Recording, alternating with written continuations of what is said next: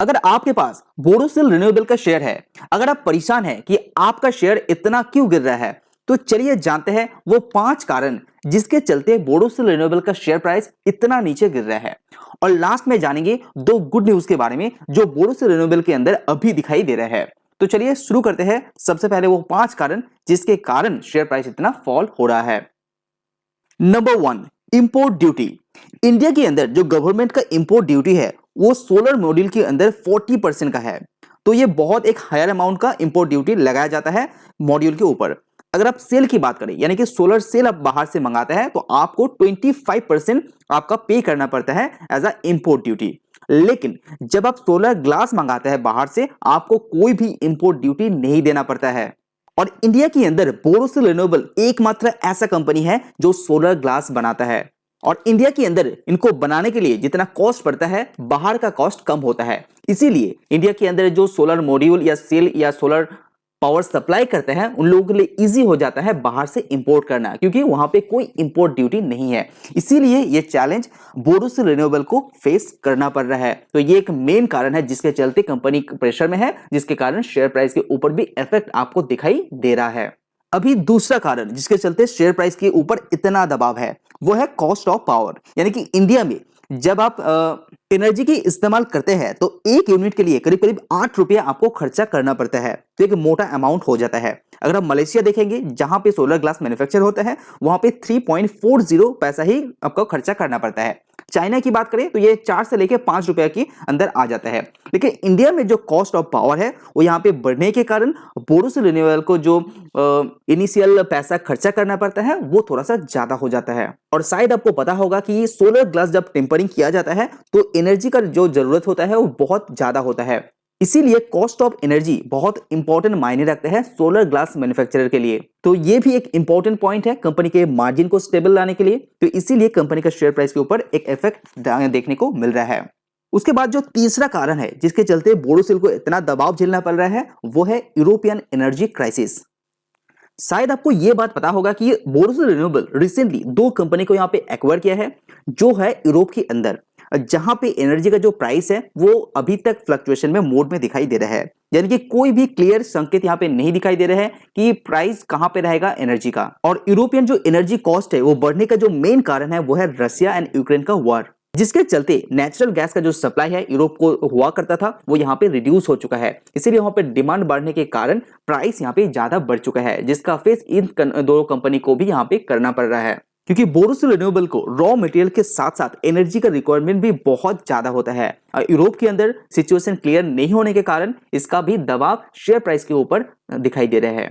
आज से 2 महीने पहले जहां पे नेचुरल गैस का प्राइस $8 to $9 हुआ करता था, अभी वो $3 या $4 में सेटल हो चुका है। लेकिन पिछले 3 महीना उतना अच्छा नहीं रहा, जिसके कारण बोरोसिल रिन्यूएबल भी यहाँ पे जो रिजल्ट आएगा वहां पे भी दबाव देखने को मिल सकता है। उसके बाद जो चौथा एक इनडायरेक्ट कारण है वो है रेसिडेंशियल एंड कमर्शियल डिमांड। अगर इंडिया के अंदर रेसिडेंशियल डिमांड बढ़ जाता है तो ये पर्टिकुलर सेक्टर बहुत ही तेजी से यहाँ पे ग्रो करेगा। और जितना तेजी से आपको अभी दिखाई दे रहा है वो फ्यूचर में और भी तेजी ला सकता है अगर कमर्शियल डिमांड यहाँ पे बढ़ जाता है।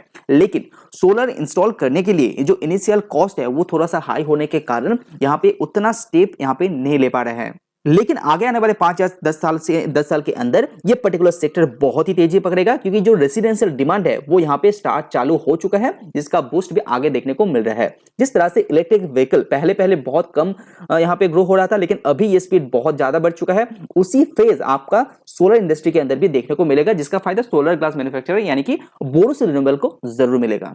उसके बाद जो 5वां कारण है वो है Q3 का रिजल्ट। जो आगे आने वाले रिजल्ट है यानी कि अपकमिंग रिजल्ट है वो उतना अच्छा नहीं रहेगा, ऐसा भी मैनेजमेंट के द्वारा क्लियर कर दिया गया है। क्योंकि कंपनी को पहला तो रॉ मटेरियल्स सबसे महंगा प्राइस में खरीदना पड़ा था, उसके बाद एनर्जी कॉस्ट भी बढ़ गया था, तो कंपनी का जो मार्जिन है वो यहाँ पे और भी श्रिंक होते हुए आपको देखने को मिलेगा।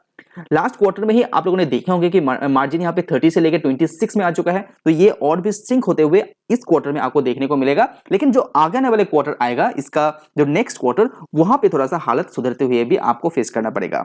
लेकिन अपकमिंग क्वार्टर यानी कि Q3 उतना अच्छा नहीं रहेगा, जिसका अंदाजा मार्केट को है, इसीलिए शेयर प्राइस के ऊपर इतना दबाव आप लोग देखे होंगे। दो गुड न्यूज जानने से पहले सबसे पहले थोड़ा सा इंडस्ट्री को समझते हैं। अभी भी इंडिया के अंदर 29% जो एनर्जी यहाँ पे फुलफिल किया जाता है वो रिन्यूएबल सेक्टर के द्वारा ही किया जाता है, जो करीब करीब 118 गीगावाट अभी दिखाई दे रहा है, लेकिन सरकार का टारगेट था 175। तो देखते हैं कितना पूरा किया जाता है रिजल्ट आने के बाद। उसके बाद जो लॉन्ग टर्म टारगेट यानी कि 2030 तक के टारगेट को 300 तक लेके गया है, यानी कि 300 गीगावाट। तो ग्रोथ यहाँ पे लाजमी है, हालांकि उतना स्पेस में नहीं होगा जितना अंदाजा लगा जा रहा है, लेकिन ग्रोथ यहाँ पे होगा, वो आप नीचे भी देख सकते हैं। जैसे कि यहाँ पे देख पा रहे हैं 2015 के बाद सोलर इंडस्ट्री किस तरह से यहाँ पे ग्रो हुआ है। आज से 8 साल पहले ये 3 पे था और ये बढ़ते बढ़ते 60 तक आ गया है, यानी कि पिछले 8 सालों में ये 20 गुना हो चुका है। ये ग्रोथ बहुत ही तेजी से हो रहा है। इवन फर्स्ट हाफ 23 भी देखेंगे तो 6.80 गीगावाट ऑलरेडी इंस्टॉल हो चुका है और आपका 2022 पूरा में ही करीब करीब 14 गीगावाट इंस्टॉल हो चुका है। तो ये जो ग्रोथ है यहाँ पे होने वाला है, इसमें कोई भी दोहराई नहीं है। अगर आप बोरोसिल रिन्यूएबल का फ्यूचर की बात करें, 2022 तक कंपनी का जो कैपेसिटी था 1300 टन पर डे का था, वो 2024 तक अंदाजा लगाया जा रहा है कि 2400 टन यहाँ पे हो जाएगा। तो ये जो ग्रोथ है ये ऑलमोस्ट डबल हो जाएगा। तो यहाँ पे कंपनी का रेवेन्यू भी यहाँ पे इस तरह से बढ़ेगा और रिसेंटली अनाउंस जितना किया है वो भी आप यहाँ पे देख पा रहे हैं। तो लॉन्ग टर्म हिसाब से ग्रोथ बोरोसिल रिन्यूएबल यहाँ पे अच्छा प्रोजेक्शन लेके चल रहे हैं। अगर ये सक्सेसफुल होता है तो कंपनी एक अच्छा दिशा में जा रहा है, ऐसा लग रहा है। तो अभी जानते हैं वो दो गुड न्यूज के बारे में। सबसे पहले कंपनी का जो SG3 सोलर ग्लास है उसका ट्रायल शुरू हो चुका है और कंपनी का कैपेसिटी है 550 टन पर डे का और ये 26 जैन के बाद ही चालू हुआ है और 26 जैन का इसका फर्स्ट रोलिंग लाइन भी चालू हो चुका है। तो बहुत ही ज्यादा पॉजिटिव न्यूज है बोरोसिल रिन्यूएबल के लिए। और HDFC सिक्योरिटीज ने सलाह दिया है कि इस पर्टिकुलर कंपनी को एक्युमुलेट कीजिए और 609 का टारगेट दे रहे हैं इस पर्टिकुलर शेयर के अंदर। तो अच्छी तरह से रिसर्च कीजिए, उसके बाद ही निवेश कीजिए। लॉन्ग टर्म के लिए शेयर अच्छा दिखाई दे रहे हैं, वैल्यूएशन आपको तय करके इस पर्टिकुलर कंपनी के अंदर निवेश करना चाहिए। वीडियो पसंद है तो जरूर लाइक कीजिए। आज वीडियो में इतना ही, सी ऑन नेक्स्ट वीडियो।